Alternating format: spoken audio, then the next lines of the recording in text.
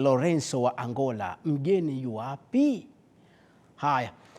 Kapteni Armstrong Malemo ni miongoni mwa wanaume na wanawake wengi nchini ambao leo wametangazwa mashujaa. Nahodha mstaafu wa shirika la ndege la Kenya Airways, Kapteni Malemo alitawala njia za hewa kwa jumla kwa miaka 40.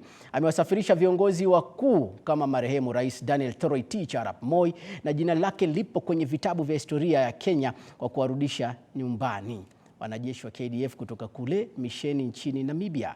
Grace Kuria Kanja na taarifa hii. My name's Kapteni Armstrong Malemo. The name Armstrong, I named myself about the first man who landed on the moon. He was called Neil Armstrong. So I was just calling myself Armstrong to imitate the first man to land on the moon. So I thought, what can I also do to go into history like being a first in something?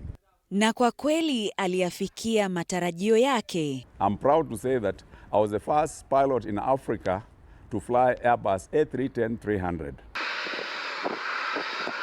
Kazi ya kusisimua ya Kapteni mstaafu Armstrong ilianza mwaka 1978.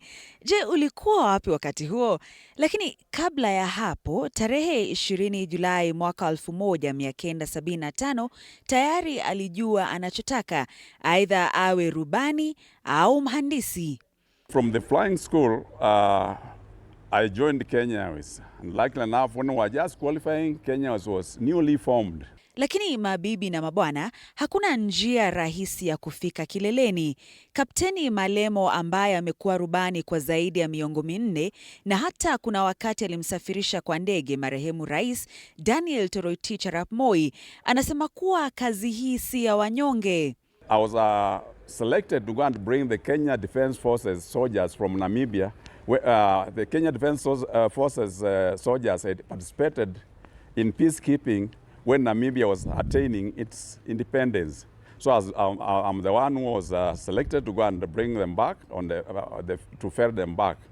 And why me? Because the airport was fairly challenging because it is a remote, Namibia is a semi-desert, and this was a very remote airport in a location called Grofontaine.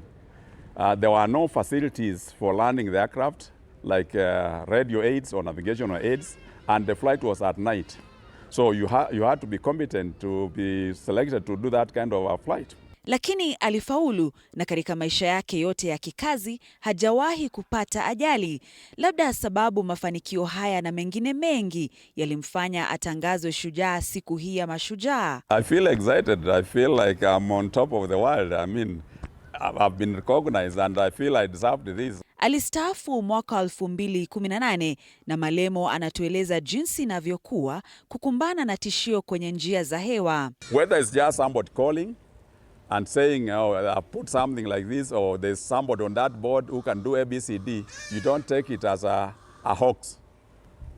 Okay, you handle it as a real threat until you prove that it was not a real threat. Hakika kazi yake imekuwa ya kupendeza na ya kuridhisha. Tunakupongeza wewe Kapteni Malemo na mashujaa wengine wote. You have to be hardworking. You have to have that determination. It's like you are focused, you want to do this career, and you have to stay focused. You have to have self-discipline. You are supposed to be at an airport at this particular time. There's no plus or minus. In fact, you're allowed a maximum of 3 minutes. And then they call standby crew. You have to follow the instructions. They tell you don't do this, and they mean it when you are told whatever. So there's that self-discipline. You need some courage also, to some extent. Grace Kuria Kanja, TV 47. Ama kwa